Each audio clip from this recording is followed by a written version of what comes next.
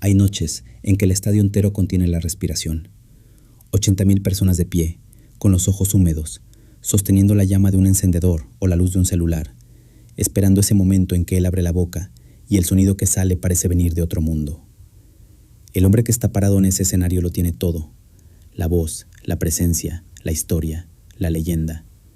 Lo llaman el Sol de México, y como todo sol, su luz es tan intensa que ciega, que impide ver lo que está justo detrás, en la sombra. Porque detrás de ese hombre hay una historia que no aparece en los discos de oro, ni en los premios Grammy, ni en las portadas de las revistas. Hay una madre que desapareció sin dejar rastro. Hay un padre que convirtió a su propio hijo en una máquina de hacer dinero desde que tenía 11 años. Hay un jefe de policía corrupto que financió los primeros pasos de esa carrera con dinero robado al pueblo mexicano. Y hay un saqueo tan brutal, tan sistemático, tan calculado, que cuando finalmente terminó, el hombre más famoso de América Latina descubrió que estaba completamente arruinado. Esta no es la historia que Luis Miguel quiere que conozcas. Esta es la historia real. Para entender todo lo que pasó, hay que remontarse al principio, a ese niño de voz prodigiosa que apareció en México a principios de los años 80 y que en cuestión de meses pasó de ser un completo desconocido a convertirse en el fenómeno musical más impresionante que había visto el país en décadas. Luis Miguel Gallego Basteri nació el 19 de abril de 1970 en San Juan, Puerto Rico, hijo de un músico español llamado Luisito Rey y de una italiana llamada Marcela Basteri. Desde muy pequeño, mostró una voz que nadie en su entorno podía explicar del todo. Era algo natural, algo que no se aprende ni se entrena desde cero. Era un don. Y su padre lo supo desde el primer momento en que lo escuchó cantar. Lo supo y decidió que ese don no iba a desperdiciarse. Que ese don iba a ser la llave que abriría todas las puertas que a él siempre le habían estado cerradas. Luisito Rey es uno de los personajes más oscuros y fascinantes que ha producido la industria del espectáculo latinoamericano. Nacido en Cádiz, España, en 1945, era un hombre de enorme carisma personal, lengua rápida, instinto para los negocios y una ambición que no tenía límites éticos de ningún tipo. Desde joven tuvo claro que quería ser famoso, que quería vivir rodeado de lujo, que quería pertenecer al mundo de las celebridades y del poder. Intentó triunfar como cantante por sus propios méritos y fracasó. Intentó construirse una carrera en Europa y no llegó a ningún lado. Entonces llegó a México, un país donde los españoles tenían cierto prestigio automático, donde el acento europeo abría puertas en determinados círculos sociales y donde Luisito Rey vio una oportunidad que no iba a dejar pasar. Conoció a Marcela Basteri siendo ella muy joven, casi una adolescente cuando comenzaron su relación. Marcela era italiana, de familia modesta, con una belleza llamativa y una ingenuidad que la hacía vulnerable frente a un hombre como Luisito.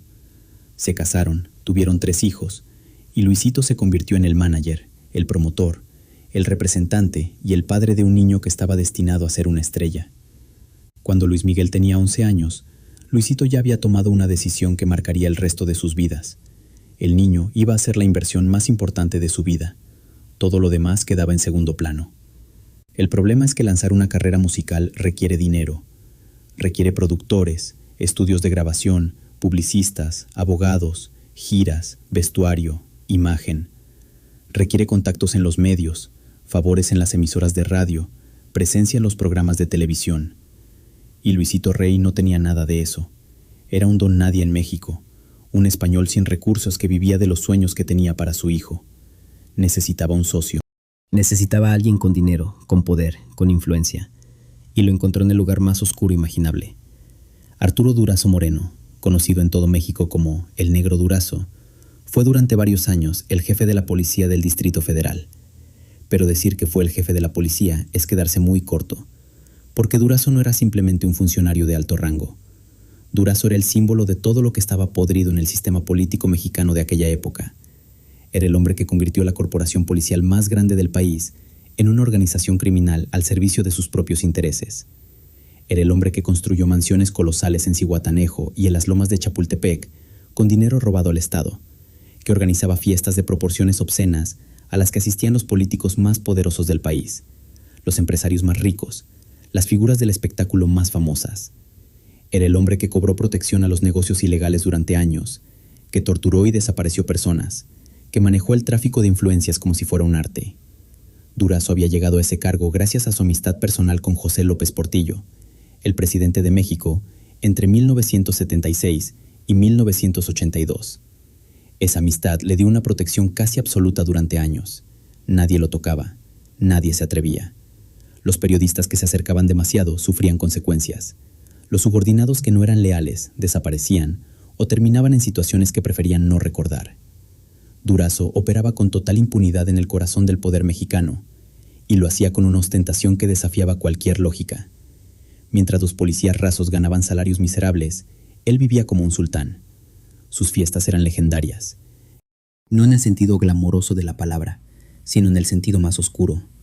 Eran eventos donde el dinero sucio circulaba libremente, donde los favores se intercambiaban abiertamente, donde la línea entre el mundo legal y el mundo criminal era completamente invisible.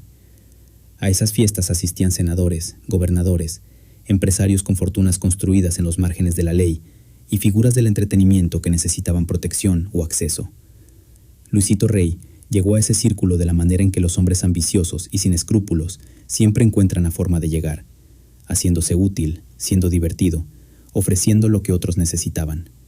Lo que Luisito Rey ofreció a Durazo y a su círculo fue acceso. Acceso a la figura emergente de su hijo, sí, pero también, según han narrado personas cercanas a esa época, y según se desprende de varios testimonios recogidos a lo largo de los años, acceso a su propia esposa, Marcela Basteri, en aquellas reuniones donde el poder y el dinero se mezclaban con el alcohol y los excesos. Es una afirmación brutal, y hay que decirla con la seriedad que merece. No hay una condena judicial que lo establezca como un hecho probado, pero los testimonios que han surgido a lo largo de los años, recogidos en libros, en entrevistas y en la propia serie biográfica que Netflix produjo sobre Luis Miguel, apuntan en esa dirección. Luisito Rey usaba todo lo que tenía como moneda de cambio. Todo. A cambio de ese acceso, Durazo puso sobre la mesa algo que Luisito necesitaba con urgencia. Dinero. Dinero del Estado. Dinero robado a través de años de extorsiones, sobornos y tráfico de influencias. Con ese dinero se financiaron los primeros contratos discográficos de Luis Miguel, las primeras grabaciones, las primeras giras, la maquinaria inicial que convirtió a un niño talentoso en una estrella nacional. El lanzamiento de Luis Miguel no fue el resultado de un proceso limpio y meritocrático, donde el talento se abrió paso por sus propios medios. Fue el resultado de una inversión hecha con dinero sucio, por un hombre corrupto, gestionada por un padre sin escrúpulos que estaba dispuesto a sacrificar cualquier cosa con tal de llegar a donde quería llegar. Esta es la base sobre la que se construyó todo lo que vino después. Esta es la primera capa de sombra debajo de la luz cegadora del sol de México. Luis Miguel debutó oficialmente como cantante en 1982, con apenas 12 años, con el sencillo 1+1, 2 amantes. La respuesta fue inmediata y abrumadora. La voz de ese niño no tenía precedentes en la música latinoamericana. Era una voz que combinaba una profundidad impropia de su edad, con una claridad cristalina que atravesaba cualquier producción musical y llegaba directo al sistema nervioso del oyente. Las radios lo programaron sin parar. La televisión lo quería en todos sus programas. Las discográficas se pelearon por él. En menos de un año, Luis Miguel era el artista más hablado de México. Y mientras eso ocurría, Luisito Rey construía a su alrededor una estructura de control que era, en esencia, una prisión de terciopelo. Él era el manager, el representante, el que negociaba los contratos, el que manejaba el dinero. Luis Miguel no tocaba un peso de lo que ganaba. Todo pasaba por las manos de su padre. Toda decisión artística, toda aparición pública, toda entrevista, todo viaje, todo contacto con la prensa, todo pasaba por Luisito. El niño era la materia prima de un negocio que su padre controlaba con mano de hierro. Marcela Basteri observaba todo esto con una angustia que fue creciendo con el tiempo. Ella amaba a su hijo con una intensidad que cualquiera que la haya conocido describe como absoluta, sin fisuras, sin condiciones. Y precisamente ese amor la fue empujando hacia una confrontación con Luisito que él nunca le iba a perdonar. Porque Marcela empezó a hacer preguntas. Empezó a querer saber a dónde iba el dinero que generaba su hijo. Empezó a buscar información sobre los contratos que Luisito firmaba en nombre de Luis Miguel. Y lo que encontró la dejó sin palabras. Había cuentas en Suiza. Había estructuras offshore en paraísos fiscales que nadie le había explicado. Había millones de dólares que el nombre y la voz de Luis Miguel generaban y que desaparecían en circuitos financieros completamente opacos, sin que el propio artista ni su madre tuvieran acceso ni información sobre ellos. Luisito Rey estaba construyendo un imperio financiero personal, usando como combustible el talento de su hijo y como escudo legal su condición de representante y padre. Era un robo sistemático, sofisticado, planificado, y Marcela lo había descubierto. En ese momento, Marcela Basteri se convirtió en un problema, no solo para Luisito, sino para toda la estructura de intereses que rodeaba a Luis Miguel. Porque si Marcela hablaba, si Marcela tomaba acciones legales, si Marcela decidía proteger a su hijo de la manera en que una madre tiene derecho a proteger a su hijo, todo el castillo de naipes se derrumbaba. Los negocios con Durazo quedarían expuestos. El dinero sucio que había financiado la carrera quedaría al descubierto. Las cuentas en Suiza serían investigadas. Luisito Rey perdería el control sobre el activo más valioso de su vida. En 1986, Marcela Basteri abordó un avión con destino a Madrid. Eso es lo que se sabe con certeza. Lo que ocurrió después es uno de los misterios más dolorosos y más deliberadamente enterrados de la historia del espectáculo latinoamericano. La versión que Luisito Rey siempre ofreció fue simple y conveniente. Marcela lo había abandonado. Había decidido irse, alejarse de su familia, empezar una nueva vida. Era una mujer inestable, decía él. Una mujer que no estaba bien de la cabeza. Una mujer que tomó una decisión irracional y de la que él no tenía responsabilidad. Esta versión tenía la virtud de cerrar cualquier investigación antes de que comenzara, porque si Marcela se había ido por voluntad propia, no había delito que investigar, ni autoridad que debiera actuar. Pero nadie que conocía a Marcela Basteri creyó esa versión. Nadie que había visto cómo ella miraba a su hijo, cómo hablaba de él, cómo organizaba su vida entera alrededor de su bienestar, pudo aceptar que esa mujer hubiera decidido simplemente desaparecer y dejarlo atrás.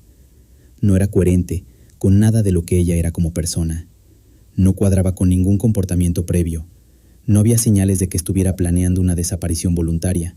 Y sin embargo, eso fue exactamente lo que el mundo tuvo que tragarse durante años, porque Luisito Rey controlaba la narrativa y las autoridades mexicanas no tenían ningún interés en contrariarla. El viaje a España, según los detalles que han ido surgiendo con el tiempo, fue organizado o al menos facilitado por el propio Luisito. Había una reunión, supuestamente relacionada con asuntos del negocio o de la familia. Marcela fue, y de esa reunión no regresó.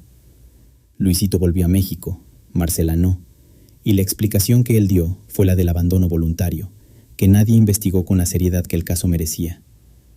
Para Luis Miguel, la desaparición de su madre fue un trauma que lo marcó para siempre. Tenía 16 años cuando ocurrió. Estaba en el momento más vertiginoso de su ascenso a la fama, vendiendo discos, llenando estadios, ganando premios, y al mismo tiempo cargaba con la incertidumbre de no saber qué había pasado con la persona que más amaba en el mundo.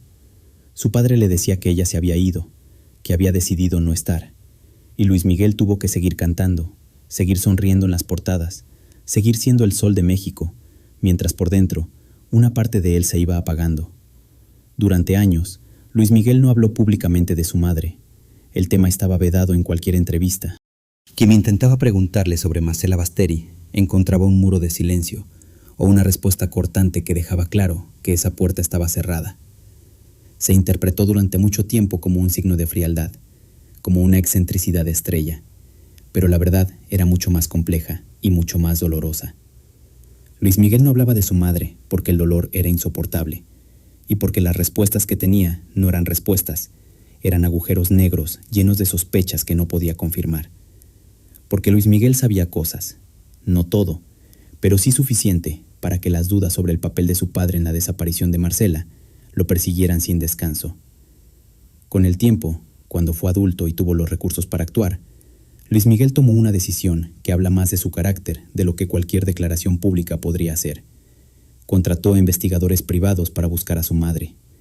No a cualquier investigador de pacotilla, sino profesionales con entrenamiento de élite, personas con metodologías propias de los servicios de inteligencia.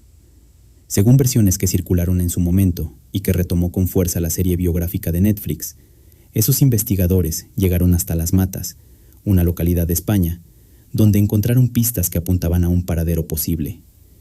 Pero lo que encontraron exactamente y qué conclusiones sacaron de ello nunca fue confirmado oficialmente.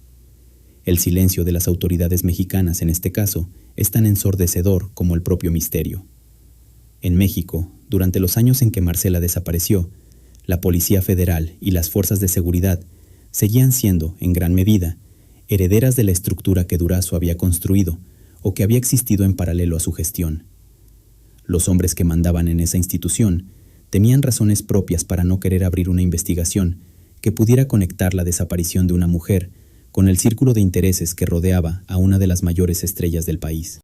Una investigación real sobre Marcela Basteri podría haber sacado a la luz demasiadas cosas que demasiadas personas querían mantener enterradas. Interpol fue contactada en algún momento. Hubo gestiones internacionales, pero nada produjo resultados concretos ni transparentes. El caso de Marcela Basteri quedó en ese limbo que el sistema mexicano reserva para los casos que incomodan al poder. Abierto formalmente, cerrado en la práctica. Luis Miguel tuvo que vivir con eso. Tuvo que actuar, grabar, gira tras gira, disco tras disco, con ese peso encima. Y mientras tanto, su padre seguía operando, seguía administrando su carrera, seguía siendo el intermediario entre el artista y el mundo. Porque lo que muchos no saben o no quieren ver es que durante años Luis Miguel permitió que Luisito siguiera teniendo ese rol. No por amor filial, sino porque el control que su padre tenía sobre los contratos y las estructuras financieras era tan completo que desprenderse de él no era una cuestión de voluntad, sino de poder. Luisito Rey murió en 1992. Fue una muerte después de un deterioro físico prolongado, una vida de excesos que cobró su factura. Y cuando murió, Luis Miguel pensó que al fin era libre. Pensó que al fin podía tomar el control de su propia vida, de su propia carrera, de su propio dinero. Pensó que lo peor había quedado atrás. Estaba completamente equivocado. Lo que Luis Miguel descubrió después de la muerte de su padre fue, según todos los que estuvieron cerca de él en ese momento, una catástrofe financiera de proporciones descomunales. Luisito Rey no solo había robado durante todos esos años, lo había hecho con una metodología tan sofisticada y tan sistemática que los daños eran casi imposibles de cuantificar con rapidez. Había contratos firmados en condiciones leoninas que no tenían ningún sentido desde la perspectiva de los intereses de Luis Miguel, pero que llenaban los bolsillos de terceros. Había regalías que habían sido desviadas durante años a cuentas que no pertenecían al artista. Había acuerdos con sellos discográficos y promotores que establecían porcentajes aberrantes a favor de representantes y administradores que Luisito había puesto en posiciones de control. Y encima de todo eso, había deudas. Deudas enormes con el SAT, el Servicio de Administración Tributaria de México, la autoridad fiscal del país. Porque mientras Luisito Rey movía el dinero de un lado a otro, mientras lo depositaba en cuentas suizas y lo sacaba por paraísos fiscales, los impuestos que Luis Miguel debía pagar como contribuyente mexicano simplemente no se habían pagado. O se habían pagado de manera parcial, o se habían declarado de manera fraudulenta. El resultado era una deuda fiscal de dimensiones que obligaron a Luis Miguel a trabajar durante años con el único objetivo de saldarla, sin poder tocar prácticamente nada de lo que ganaba para sí mismo.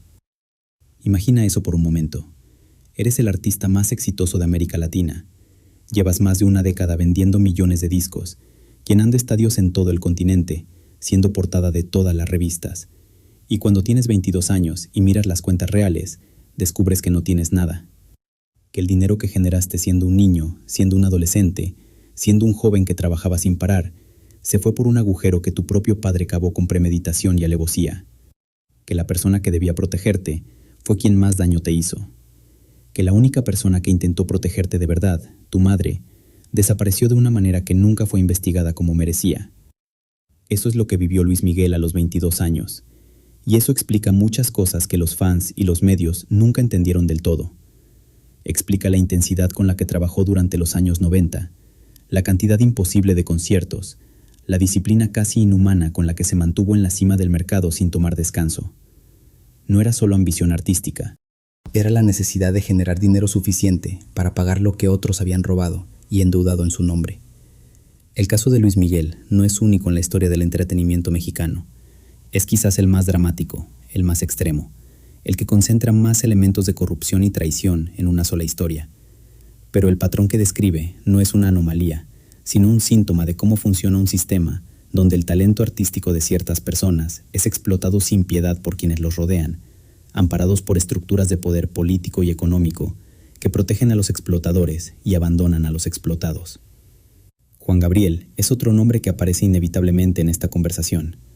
Alberto Aguilera Valadez, el Divo de Juárez, fue durante décadas el compositor y cantante más influyente de México, y también fue, durante gran parte de su carrera, una persona atrapada en contratos leoninos, rodeada de personas que se enriquecieron a su costa, con una relación con la industria discográfica y con el aparato burocrático del entretenimiento mexicano, que estuvo lejos de ser equitativa o justa. Juan Gabriel murió en agosto de 2016, y en los días y meses posteriores a su muerte surgieron disputas sobre su patrimonio, sobre quién controlaba sus derechos, sobre el destino de una fortuna que debería haber sido enorme, pero que resultó ser mucho más complicada y disputada de lo que cualquier persona externa podría haber imaginado. El patrón es el mismo, una estrella de talento extraordinario, rodeada de personas que usaban ese talento como un recurso a explotar, con estructuras legales y financieras diseñadas no para proteger al artista, sino para maximizar lo que otros podían extraer de él. Y en el fondo de todo, la complicidad pasiva o activa de un sistema que protege a quienes tienen poder y deja desprotegidos a quienes tienen talento. Hay algo profundamente perturbador en la imagen de Luis Miguel sobre ese escenario iluminado, con 80,000 personas cantando sus canciones, con los reflectores apuntando hacia él como si fuera el centro del universo. Porque en cierto sentido lo es. Es el centro de una industria, de una maquinaria económica que ha generado fortunas inimaginables. Pero él, el hombre que pone la voz, que lleva décadas perfeccionando un oficio, que cargó desde niño con el peso de ser el sustento de todos los que lo rodeaban, tuvo que luchar durante años para recuperar el control de lo que era suyo. Y mientras eso ocurría, Marcela Basteri seguía desaparecida. La historia de la madre de Luis Miguel es la herida que nunca cierra. Es el punto donde la narrativa del éxito se quiebra de manera irreparable.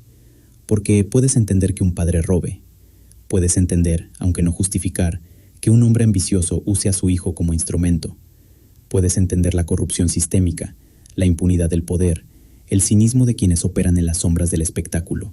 Pero la desaparición de una madre, el no saber qué pasó con ella, el no tener una tumba donde llorar, ni una respuesta que cierre el duelo, eso es algo que va más allá de cualquier análisis racional. Eso es una herida que no tiene cicatriz posible. Luis Miguel lleva décadas cargando con eso, y el hecho de que lo haya hecho en silencio, sin convertirlo en un espectáculo mediático, sin usarlo como material para canciones o entrevistas o declaraciones públicas que hubieran generado simpatía masiva, dice algo sobre quién es este hombre en lo más profundo. Dice que hay un dolor que considera demasiado sagrado para exhibirlo, y dice también, quizás, que hay verdades sobre esa historia que todavía no está listo para enfrentar en público. El Sol de México sigue brillando, sigue llenando estadios, sigue siendo una de las voces más reconocibles del mundo hispanohablante, sigue siendo una figura que trasciende generaciones y geografías. Pero esa luz que raya desde el escenario tiene una historia detrás que la mayoría de sus fans nunca conoció del todo.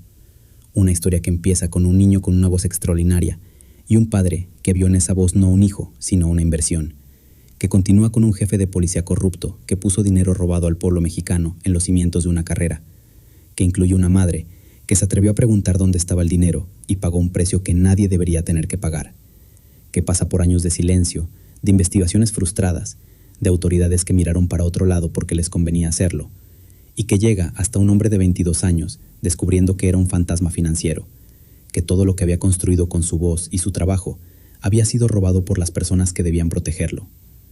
Esta es la historia real del Sol de México, no la de los discos de platino, no la de las giras sold out, no la de los titulares de revista. Esta es la historia que está debajo de todo eso, la que explica por qué detrás de la voz más famosa de América Latina hay siempre algo que parece a punto de quebrarse, una melancolía que atraviesa incluso sus canciones más alegres, una profundidad en la mirada que no puede fabricarse ni aprenderse, porque viene de haber vivido cosas que nadie debería vivir. Durante los años 90, mientras Luis Miguel construía uno de los catálogos más impresionantes de la música en español y se convertía en un fenómeno sin precedentes en el mercado global de habla hispana, también estaba librando batallas que nadie veía. La deuda con el SAT era real y era enorme. Los problemas legales derivados de los contratos que su padre había firmado en su nombre eran reales y eran complejos. Había compromisos adquiridos con promotores y sellos que lo ataban de maneras que ahora debía renegociar uno por uno, con abogados costosos, en procesos que podían durar años. Al mismo tiempo, su vida personal era un caos ordenado. Las relaciones sentimentales que tuvo en esa época estuvieron siempre marcadas por esa misma dificultad para confiar, para abrirse, para permitir que alguien entrara de verdad al espacio privado donde vivía el verdadero Luis Miguel, el que no era el sol, ni la estrella, ni el ídolo, sino simplemente un hombre con heridas profundas y sin un lugar seguro donde curarlas. Sus parejas, algunas de ellas figuras públicas de primera línea, describieron siempre relaciones intensas pero fragmentadas, con partes enteras de él que permanecían completamente inaccesibles. La industria del entretenimiento tiene una manera de convertir el dolor privado en espectáculo público cuando le conviene. Durante años, el misterio de la madre desaparecida fue tratado en los medios como una mezcla de morbo y superficialidad que resultaba ofensiva para cualquiera que entendiera la gravedad real de lo que estaba en juego. Se especulaba sobre Marcela en programas de chismes con el mismo tono que se usaba para hablar de infidelidades o de peleas de parejas. Se convertía en anécdota lo que era una tragedia, se convertía en entretenimiento lo que era un crimen posible. Y Luis Miguel observaba todo eso desde la distancia que su fama le permitía mantener, con una mezcla de furia y resignación que solo podían sostenerse con la disciplina de hierro que lo caracterizó siempre. Cuando Netflix anunció que iba a producir una serie biográfica autorizada sobre Luis Miguel, muchas personas se preguntaron por qué él habría dado su bendición a un proyecto que necesariamente tendría que tocar los temas más oscuros de su vida. La respuesta más sensata que se puede dar es que llegó un momento en que Luis Miguel decidió que prefería ser el que contara su propia historia antes de que otros siguieran contándola mal. La serie, que se estrenó en 2018, fue un fenómeno de audiencia en toda América Latina y España, y tuvo el efecto de presentar a toda una nueva generación una historia que los que habían vivido esa época solo conocían a medias. La serie mostró a un Luisito Rey monstruoso, pero humano, lo que de alguna manera lo hacía más escalofriante que si hubiera sido simplemente un villano de caricatura. Mostró a Marcela con la dignidad y la profundidad que su historia merecía. Mostró a un niño que amaba cantar y que fue envuelto en un sistema que lo usaba sin que él tuviera manera de resistirlo. Y mostró, entre líneas, y a veces de manera bastante explícita, la conexión entre ese mundo del espectáculo y el mundo de la corrupción política que lo rodeaba. Pero incluso la serie, con toda su valentía narrativa, dejó cosas sin decir. Dejó espacios en blanco que el espectador tenía que llenar con su propia imaginación. Porque hay verdades en esta historia que quizás nunca puedan decirse completamente en público. Hay personas que siguen vivas, que podrían verse afectadas. Hay implicaciones legales y políticas que superan lo que cualquier producción televisiva está dispuesta a asumir. Y hay un hombre, Luis Miguel, que en algún punto tiene que decidir qué parte de su dolor está dispuesto a compartir con el mundo y qué parte prefiere guardar para sí mismo. La pregunta que queda flotando, la que no tiene respuesta definitiva, aunque sí tiene respuestas probables, es la pregunta sobre Marcela. ¿Qué pasó con ella? ¿Qué encontraron los investigadores en las matas? ¿Hubo alguien responsable de su desaparición y esa persona nunca fue procesada? ¿Sabe Luis Miguel más de lo que ha dicho y ha optado por el silencio por razones que solo él puede entender completamente? Estas preguntas no son retóricas, son preguntas reales que merecen respuestas reales. Y el hecho de que décadas después de la desaparición de Marcela Basteri, esas respuestas todavía no existan en el dominio público, es una acusación directa contra un sistema que protegió a los poderosos y abandonó a los vulnerables. Es una acusación contra la corrupción que pudo más que la justicia. Es una acusación contra todos los que sabían y miraron para otro lado. El caso de Luis Miguel no es solo la historia de una estrella, es el espejo en que se refleja un sistema donde el dinero compra silencio, donde el poder garantiza impunidad, donde las personas con talento son explotadas por personas sin escrúpulos que usan las instituciones como herramientas al servicio de sus intereses privados. Es la historia de un niño que no tuvo la infancia que merecía, de una madre que no tuvo la protección que merecía, de un artista que no tuvo la honestidad financiera que merecía, y de un país que en muchos aspectos todavía no ha terminado de hacer las cuentas con ese pasado. El sol de México brilla, siempre ha brillado, y seguirá brillando mientras haya alguien que quiera escuchar esa voz incomparable. Pero la luz del sol también proyecta sombras, y en las sombras de esta historia hay demasiadas cosas que merecen ser vistas con claridad, sin filtros, sin la comodidad de la mitología del éxito que lo cubre todo con una capa de brillo que impide ver lo que hay debajo. Para terminar de entender la dimensión de todo esto, hay que pensar en lo que significa crecer en el ojo público desde los 11 años. Luis Miguel no tuvo adolescencia.